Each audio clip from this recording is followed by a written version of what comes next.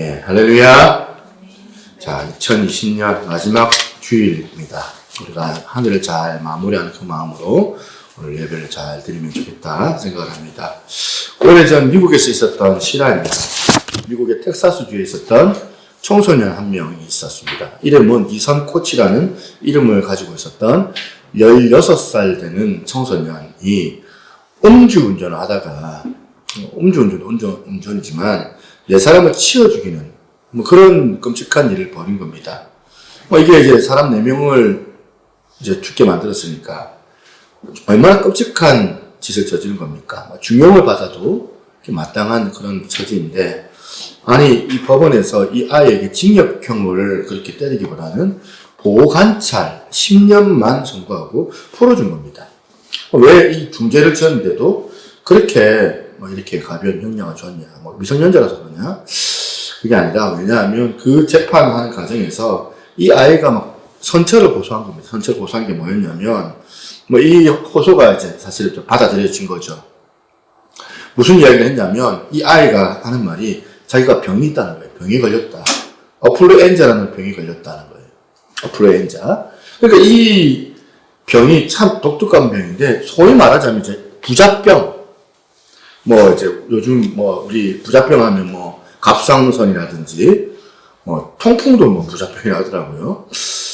근데 이제 이걸 좀 다르게 좀 해석이 되는 거죠. 이 부작병이라고 하는 이 어플렌즈가 뭐냐면, 자기가 너무 부유하다 보니까, 부잣집에 살다 보니까, 너무 풍요롭게 살다 보니까 자기 감정을 절제할 수 있는 그런 능력을 잃어버렸다는 거예요. 그래서 청소년님이 술 마시면 안 되는데 술을 참을 수 있는 능력이 없고, 그리고 그런데다가 이 미성년자가 술 먹고 운전하면 또 안 되잖아요. 술 먹고 운전하면 또 안 되는데 그걸 참아낼 수 있는 힘이 자기한테 없다. 그게 병이다. 그 병이 어플루엔자라는 이런 부작병이라 하더라고요. 그런 기사가 좀 흥미로워서 제가 한번 인터넷을 찾아보고 한번 찾아보니까 어플루엔자라는 책 제목도 있더라고요. 책도 있더라고요. 그 책에서 이제 어플루엔자를 이렇게 소개를 하더라고요. 한번 띄워주세요. 풍요로워질수록 더 많은 것을 욕망하는 현대인의 탐욕이 만들어낸 질병. 소비가 우리를 자유롭게 하려고 하는 소비지상주의의 환상에 쫓은 인간을 불행으로 이끄는 특징이다. 주요 증상으로 무력감, 과도한 스트레스, 채워지지 않는 욕구, 쇼핑 중독, 만성 우열, 우울증 등이 있다. 그러면서 그 다음 페이지에 또 부연 설명을 이렇게 합니다. 다시 말해 인간 면역 결핍 바이러스가 에이즈를 일으키듯이 이 어플루엔자 바이러스에 감염되면 정서적인 질병에 취약하게 된다. 우울, 불안, 약물 남용, 성격 장애, 가로 열고 닫고 나만 챙기는 나르시시즘, 열병, 정체성 혼란 등등. 이게 여러분 뭘 설명하는지를 딱 감이 오지 않습니까? 어플루엔자라는 거는 사실 미국의 신조어였거든요. 신조어. 그러니까 이 어플루언트라는 보면 풍족하다는 뜻이에요. 이 단어하고 인플루엔자, 이 독감을 뜻하는 인플루엔자하고 이게 합쳐진 합성어가 이제 미국의 신조어인 어플루엔자이거든요. 이 기사를 보다 오늘 본문이 또 오른 겁니다. 오늘 본문 2절, 3절을 다시 한번 보시겠습니다. 2절, 3절에 내 하나님 여호와께서 이 40년 동안에 내게 광야길을 걷게 하신 것을 기억하라. 이는 너를 낮추시며 너를 시험하사 내 마음이 어떠한지 그 명령을 지키는지 지키지 않는지 알려 하심이라. 너를 낮추시며 너를 줄이게 하시며. 지금 하나님께서 사랑하는 자녀들을 지금 어디로 내모냐면 광야로 내모신다는 거예요. 자녀들을 강야로. 계속 이 자녀들을 강야로 내몰아가지고 아프게도 하고 고통을 가하시기도 하시고 마음이 힘들게 하셔가지고 마음이 힘들도록 해서 그래서 계속 낮추시고 낮아지게 하셔서 그런 쓰라림을 갖도록 하나님께서 그렇게 몰아가고 계시더라는 거예요. 그래서 왜 사랑하는 자녀라며 왜 사랑하는 자녀들을 이렇게 하는가 쭉 설명을 해놓은 게 이 신명기 말씀이라는 겁니다. 제가 이 신명기에서 하나님께서 왜 이렇게 사랑하는 자녀를 강요로 몰아가지고 그냥 평탄하게 양탄자 깔려있는 편안한 길로 인도하면 될 텐데 그쪽으로 인도하지 않고 이 험악한 길로 내모시는 걸까? 바로 제가 살펴봤던 미국 텍사스의 16살 청소년, 이제 이성 코치라는 아이에게 걸린 병이 걸리지 않게 하기 위해서. 이런 병 걸리지 않게 하기 위해서라는 생각이 드는 거예요. 그 이후에 이 아이가 이제 보호감찰 10년 선고를 받고 풀려났는데, 풀려나고 2년 만에 또 잡혀 들어갑니다.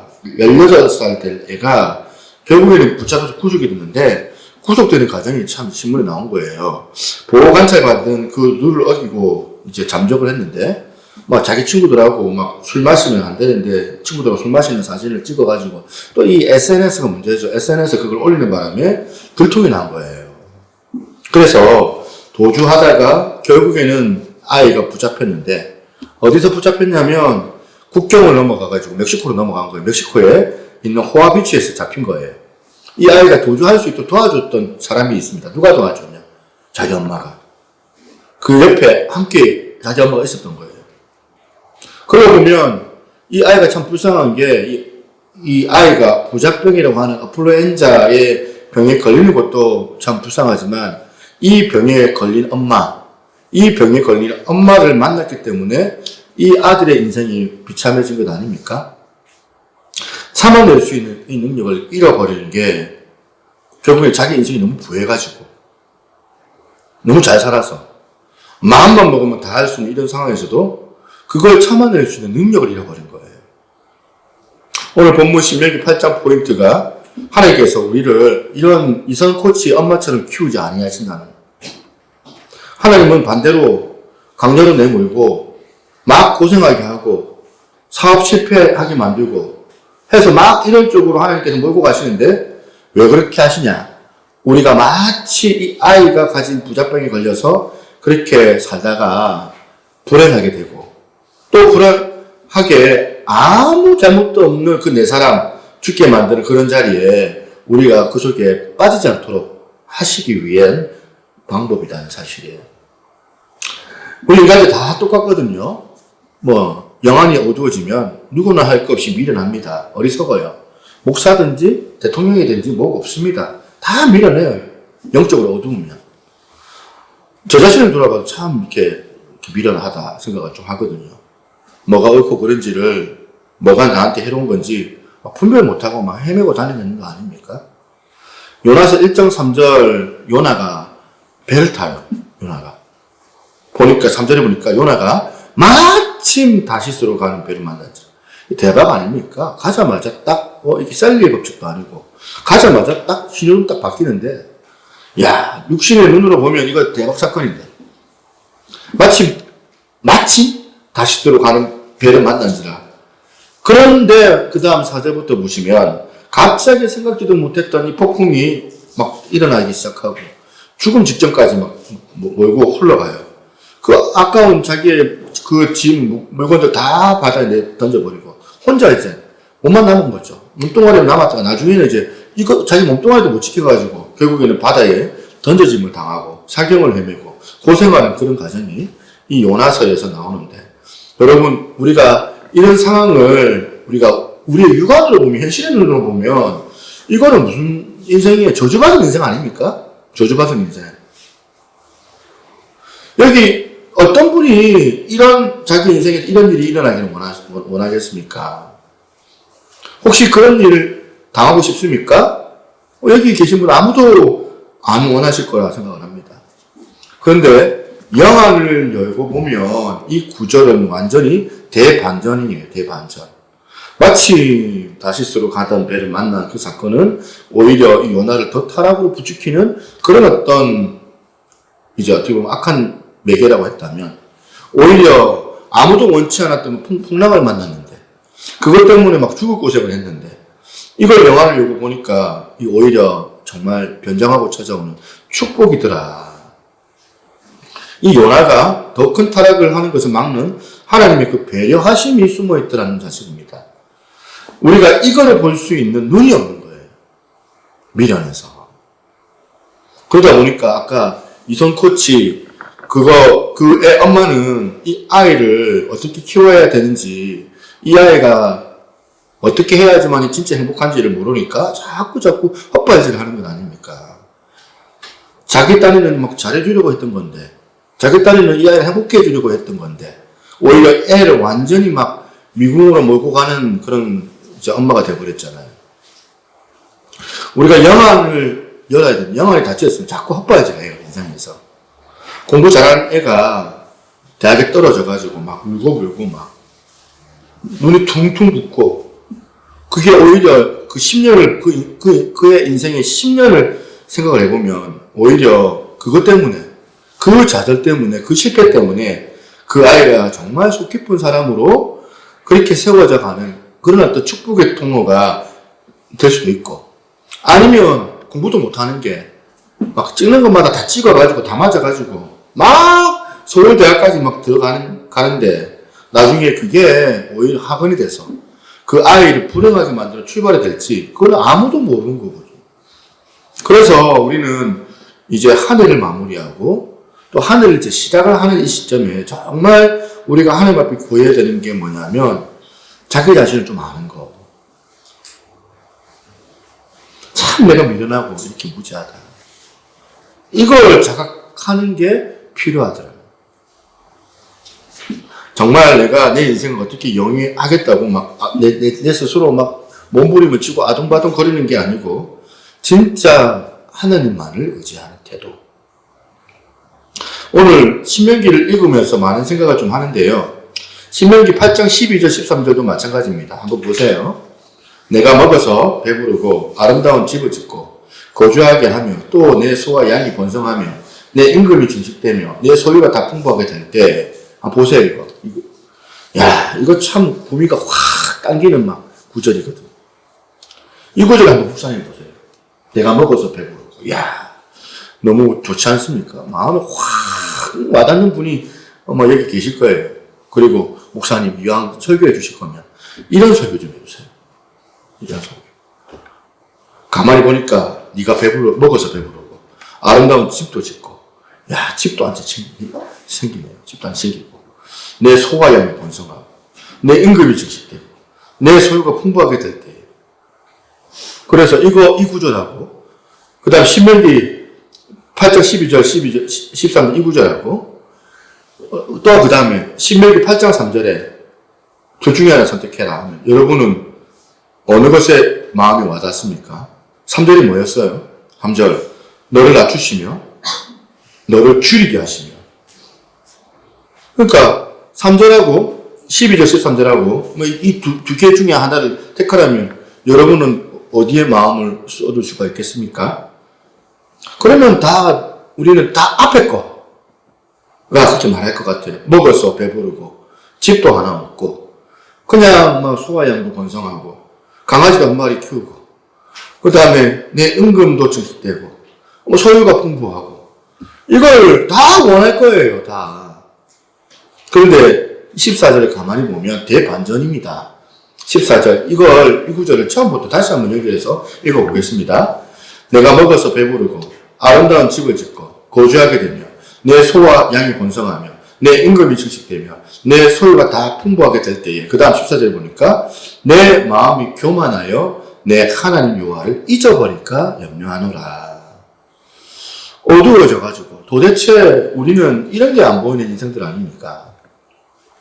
그냥 그렇게 그 애가 부잣집 애로 태어나가지고 그렇게 많은 사람들 부러움 살면서 그렇게 누리게 살았는데 지금 애가 15살 때까지는 그게 이거 축복이야. 이거 축복인 줄 알았는데 16살 되니까 부작병이 걸려가지고 사람 4명을 죽이는 비참한 자리에 빠지는 걸 이 아이가 어떻게 알았겠느냐는 거예요.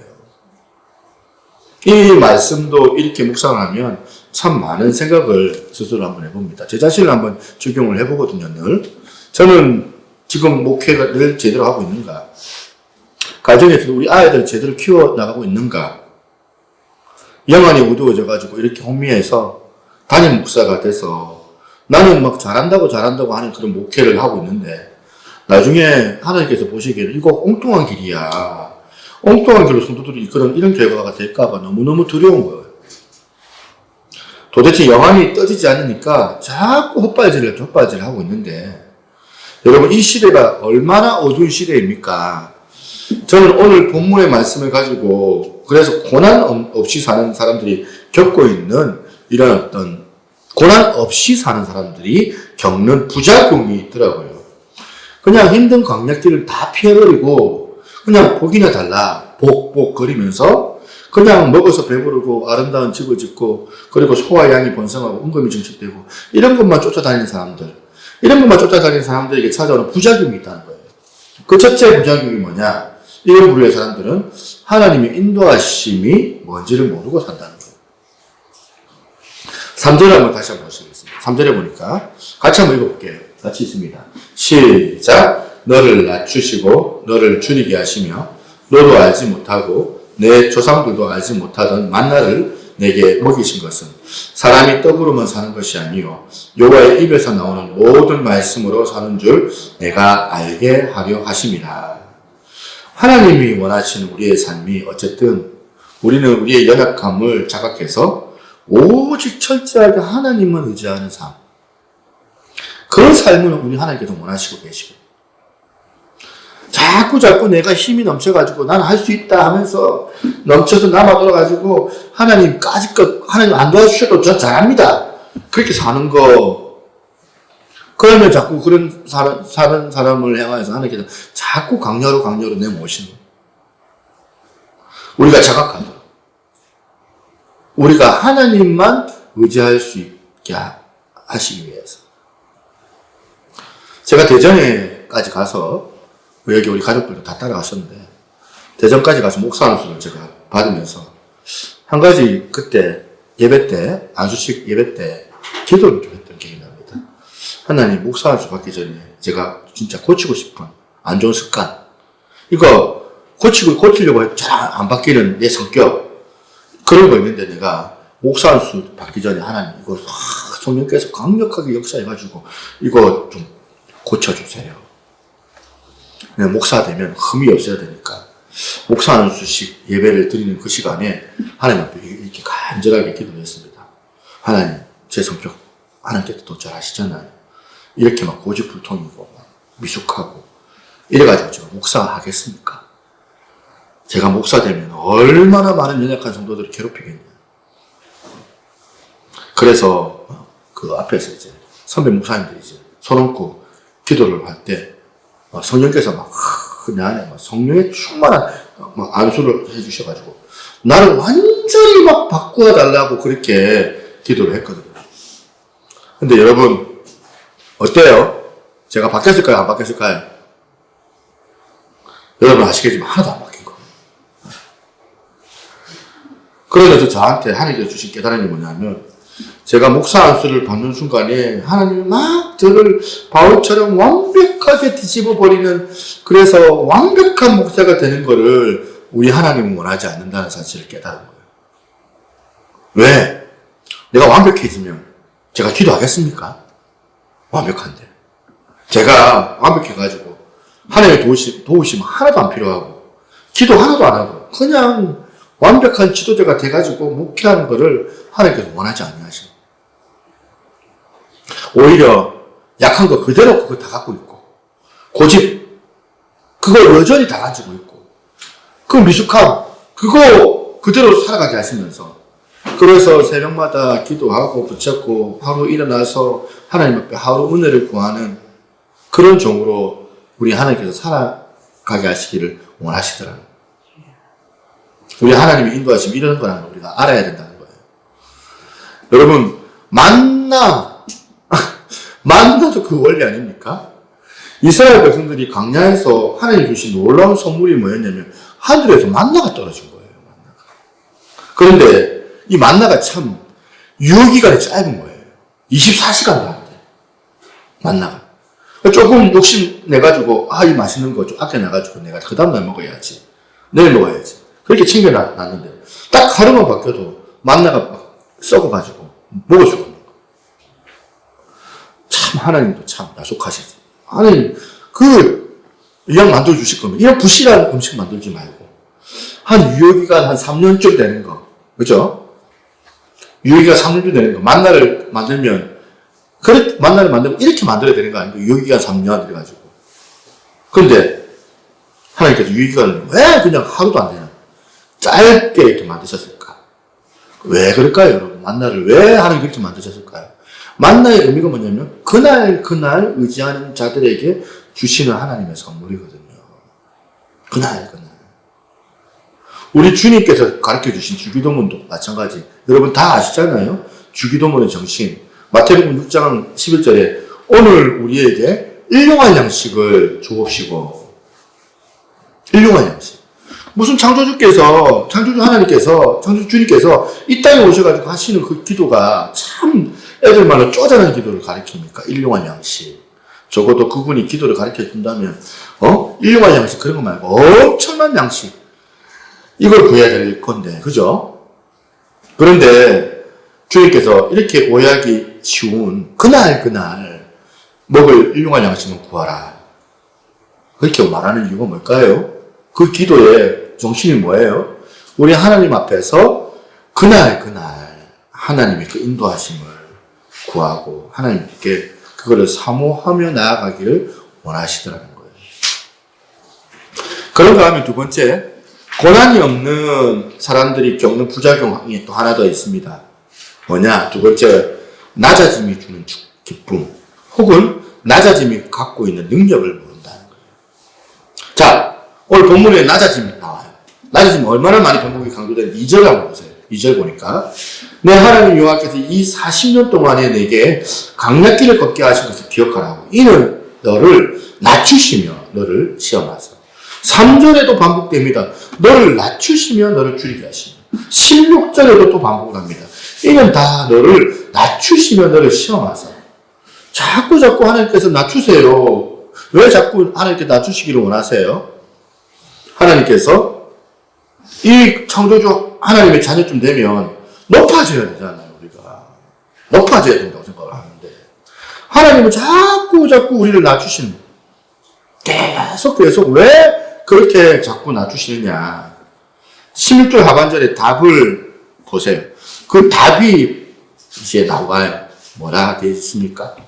이거 같이 한번 읽어보겠습니다. 같이 있습니다. 시작. 이는 다 너를 낮추시며 너를 시험하사 마침내 내게 복을 주려 하심이라.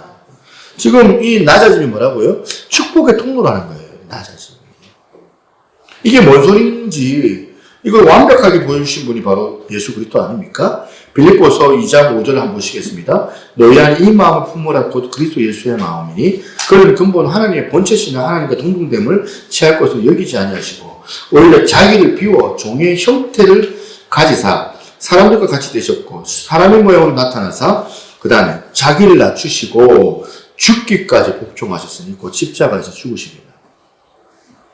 여러분 여자분들 여기 계신 분 혹시 목걸이 십자가 목걸이 하신 분들 계세요? 여러분 십자가의 재료를 제대로 알고 목걸이 해야 된다는 거예요. 십자가 목걸이 하려면. 십자가 목걸이의 재료는 두 개예요. 하나는 주님의 낮아지심, 또 하나는 주님의 죽기까지 복종하심. 이 두 가지 재료를 가지고 만든 게 십자가거든요. 그러니까 이렇게 주님이 죽기까지 복종하심으로 낮아지시니까 대반전. 9절에 보니까 이름으로 하나님이 그를 지극히 높여 모든 이름 위에 뛰어난 이름을 주사. 이게 우리 기독교의 핵심 진리 아닙니까? 우리가 자꾸 뒤꿈치 막 올리면서 막 높아지려고 하는 사람이 아니에요. 우리는 끊임없이 낮아지고 몸부림칠 때 하나님 우리를 이렇게 들어 높여주신다는 이 신비, 이 능력을 맛보는 종교가 기독교거든요. 여러분 어떻습니까? 여러분 맛보고 계시나요? 낮아짐의 신비. 여러분 못 보시잖아요. 왜? 이미 나는 충분히 높아졌는데. 고린도후서 4장 7절입니다. 우리가 이 보배를 질그릇에 가졌으니 이는 심히 큰 능력이 하나님께 있고 우리에게 있지 아니함을 알게 하려 합니다. 이 원리만 알아도 여러분들은 이제 졸업할 때가 됐거든요. 고린도후서 4장 7절 원리를 완벽하게 깨달으면 내일 하나님께서 여러분들 불러가실 거예요. 됐다. 이제 하산해라. 불러가실 거예요. 여러분 우리가요. 뭘 지켜야 되고 뭘 안 지켜야 되는지를 하나님께서 잘 설명해 주시고 계신 거 아닙니까? 여러분 뭘 안 지켜도 되는 거예요?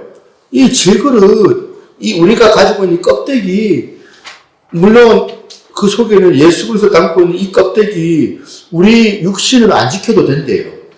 질그릇 같은 육체는 그냥 소중하게 여기면 안 된대요. 개밥그릇 같은 그거 귀하게 여기면 우리가 되겠습니까? 우리가 지금 이 질그릇 껍데기 별로 중요하지 않다는 거예요. 깨져도 괜찮고 터져도 괜찮고 그냥 그 속에 계시는 보배가 되신 예수 그리스도. 우리는 계속해서 이 낮아짐이 주는 축복, 기쁨. 내가 나를 비우고 진짜 내가 질그릇 같은 인생이라고 그냥 입에 발린 소리로 이러면서 제가 교양이 있어가지고 아이고 제가 그렇게 할 수 있을까요? 호호호 하면서 그러는 그런 이런 예의나 갖출 때 하는 그 인사만 말고 진짜 나는 하나님 앞에서 질그릇이다. 나는 아무것도 없는 질그릇이다. 이걸 깨달을 때 이 사실을 그 속에 계시는 보배가 되신 예수께서 내 안에서 얼마나 강력하게 역사하시는가를 맛보게 된다는 사실이에요. 이것 없이 우리가 오래 예수 믿으면요 정말 내용물이 없는 그런 신앙생활을 하는 존재가 되어져 버리거든요. 그런가 하면 세 번째, 이 고난 없이 사는 사람들이 겪고 있는 부작용 하나가 더 있는데요. 하나님이 주신 이 만나와 같은 궁핍함이 뭔지를 모른다는 거예요. 만나와 같은 궁핍함이 뭔지를 모른다. 신명기 8장 15절 16절입니다. 너를 인도하여 광대하고 위험한 광야 곧 불변과 정갈이 있고 물이 없는 간주한 땅을 지나게 하셨으며 또 너를 위하여 단단한 반석에서 물을 내셨으며 내 조상들도 알지 못하던 만나를 광야에서 내게 먹이셨나니. 3절도 똑같은 내용입니다. 너를 낮추시고 너를 줄이게 하시며 또 너를 알지 못하며 내 조상들도 알지 못하던 만나를 내게 그렇게 먹이신 것은. 여기 보니까 광야에서 고생을 경험한 사람 그리고 그래서 불뱀을 만나고 정갈을 만나고 광야에 타들어가는 그런 목마름 이 갈증을 만나서 죽을 고생을 하는 사람과 그냥 편편하게 그냥 그런 고생 안 하는 사람들이 누리지 못하는 그런 결정적인 차이 하나가 있는데 그게 뭐냐? 내 조상들이 경험하지 못하는 만나를 너에게 먹여주시겠다. 그러니까 강자끼리 맨날 힘들고 고생하는 그 길만이 아니더라는 거예요. 뭐가 있는 길이냐면 만나가 있는 길. 편안하게 그냥 사는 사람들은 죽어도 맛보지 못하는 거예요. 이거는. 광야에서 우리가 때로는 고통을 경험도 하지만 주님을 의지하는 사람들에게만 주시는 놀라운 신비가 있어요. 만나를 경험하는 특권을 주신다는 거예요. 제가 휴가 때 기도원회를 올라간 적이 있는데 우리 집사람이 맨날 휴가 때 가면 이런 얘기를 해요. 기도원회를 가자고. 그래서 마지못해 저는 이제 서울에 있는 기도원회를 가는데 기도원회 저 강남 금식 기도원회를 올라갔는데 예배를 드리러 갔는데 본당에 들어갔는데 아유 인도하시는 분이니까 남자분인데 전도사님인지 목사님인지 막 이 찬양을 막 이렇게 탁탁 두드리시면서 이렇게 부르시는데 너무 인상 깊은 거예요. 저는 그때 처음 이 찬양을 들어봤거든요. 어떤 이 찬양이에요. 세상 모든 풍파 너를 흔들어 약한 마음 낙심하게 될 때에 내려주신 주의 복을 세어라. 주의 크신 복을 내가 알리라. 받은 복을 세어 보아라. 크신 복을 내가 알리라. 받은 복을 세어 보아라. 주의 크신 복을 내가 알리라. 제가 자꾸 이 찬양을 잊지 못해가지고 좀 오래 기억에 남는 찬양이 돼가지고 한 번씩 우리 찬송가 수요일부터 많이 부르니까 그때 한 번씩 부릅니다. 이 설교를 준비하다가 이 찬양이 떠올랐어요. 왜 이 찬양이 떠올랐냐? 제가 여기서 깨달은 게 있거든요. 뭐냐? 후레에 보면 받은 복을 세어 보아라. 크신 복을 내가 알리라. 이거예요. 이게 막 수능 점수 대박 터져가지고가 아니고 막 이번에 복권 당첨돼가지고 집장만 하고 막 엄청 누려가지고 그 복을 내가 누려서 세워보는 것이 아니고, 가사를 보니까 뭐예요, 여러분? 지금 그러면은 지금 받은 복을 세워보아라, 크신 복을 내가 알리라 하는데 그 상황이 어떤 상황이에요? 1절이에요. 맨 앞에 보니까 세상 모든 풍파늘을 흔들어 약한 마음 낙심하게 될 때에 라는 이때 경험하는 복이라는 거예요. 2절도 마찬가지예요. 세상 근심 걱정 너를 누르고 십자가를 등에 지고 나갈 때 그때 받은 복을 세워보아라. 이번에 생각이 설교를 준비하면서 확실히 깨달은 거예요. 아, 진짜 나는 정말 뭘 모르는 사람이다. 우리가 보면 헤아리는 복을 세워보는데 무슨 복을 세워봐요? 막 사업 엄청 잘 되고, 암 다 낫고, 그 다음에 애는 좋은 대학 가고, 좋은 사위 보고, 좋은 며느리 만나고, 뭐, 그럴 때 막, 하나님께서 받은 복을 막 세워보겠습니다 하는데, 우리가 그런 복을 이야기하는데, 그게 아니더라. 언제 받은 복을 세워보느냐? 세상 모든 풍파를 막 흔들어, 막 흔들릴 때 우리가 1년을 돌아보면서 오늘 같은 상황 아닙니까? 이 코로나 때문에 막 보면 막 1000명이 넘어가는 이런 상황에서, 밖에 나오면 막 큰일 나고, 교회에서 예배 드리면 막 많은 사람들이 막 정죄를 하고 막 뭘 하는 이런 상황들 가운데서 약한 마음 막 낙심이 돼가지고 우울증이 오고 막 절망해질 때, 그때 뭐라고요? 받은 복을 세워보라는 거. 그때 받은 복을 세워. 이게 어떻게 가능하냐? 여러분, 강약길 가운데 하나님과 함께 동행하는 자들은, 그 쓰라림을 겪지 않는 사람들은 그냥 그 강약길에 그 고생을 하지 않을런지는 모르지만, 그런 자들이 절대 누리지 못하는 게 있습니다. 뭐냐? 하나님께서 주시는 만나가 있잖아요. 그걸 경험 못해요. 우리가 반성해야 되는 게 뭐냐면, 강약에서 맨날 죽을 고생하는 것만 기억을 해요. 힘들었다. 제가 교회 개척해가지고 이제 보면 이제 8년차, 9년차라고 하던데, 10년차라고, 10년 아니라고 자꾸 사모님 얘기해가지고. 이거 그냥 9년차인데. 생각을 해보면, 고생만 한 게 아니더라고요. 누린 게 많아요. 누린 게. 기쁨도 많았고. 막 죽을 것 같았고. 이래서 죽을 것 같았고. 저래서 죽을 것 같았고. 이래서 아팠고. 저래서 아팠고. 보니까 엄사예요, 엄사. 하나님께서 강약길 가운데 개핍된 것도 많고, 원수된 것 잘못 만나가지고, 정갈 같은 사람들 만나가지고, 물려가지고 독이 퍼지는 그런 절망적인 상황일 때, 하나님께서 뭐라 하세요? 받은 복을 세워봐. 내가 어떤 상황일 때 하나님께서 나에게 만나를 주셨지? 풍족할 때 주시는 만나가 아니에요. 부족할 때. 어떨 때 이 만나를 내려주셨지? 저는 오늘 이 말씀을 결론하면서 우리가 앞으로도 계속 그랬으면 좋겠습니다. 힘들어도 조상들이 맛보지 못한 만나를 맛보게 하십니다. 1년 동안 이 험한 강야를 걸어가고 예상하지 못하는 정갈이 물리고 강야길에서 결핍을 경험한 그런 중에도 정말 하나님께서 우리에게 주셨던 받은 복을 세워보려고 애쓰는 복된 저와 여러분들 되시기를 주님의 이름으로 축원합니다. 아멘.